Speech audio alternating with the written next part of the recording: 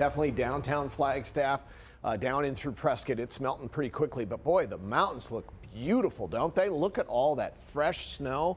A little windy up there. That's going to kind of keep temperatures pretty moderate for this time of year. 28 at the South Rim, 25 in Flagstaff. These are current temperatures, I should say. 40 in Prescott, 37 in Payson. It's 58 degrees. It's 59 down at the beach where they had some rain as well down there in Puerto Penasco. 58 currently outside. Light winds out of the west-northwest at 5. That's going to be key to keeping our temperatures right around the 40, 39 degree mark. So we do have that freeze warning in effect south of the 202 tonight because that low is pulling off into the Central Plains. On the backside of that, we've got some cold, dry air that's going to be right here in the valley tomorrow morning. But then just as quickly as it moves in, it moves out. High pressure really goes in charge of our forecast.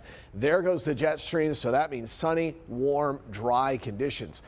Midnight tonight through 9 a.m. tomorrow morning, there's that location of those possible freezing temperatures. So that would be you folks, Casa Grande, Sun Lakes, portions of Queen Creek, that far southeast corner of the valley.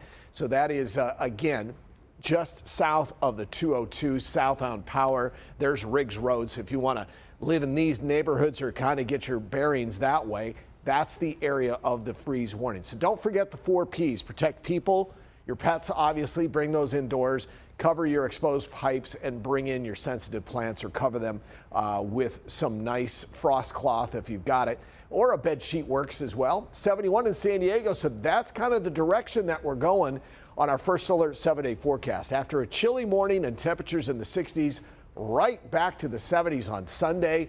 And look at that warming trend. Mid 70s by Wednesday. A week from today, we could be pushing close to 80.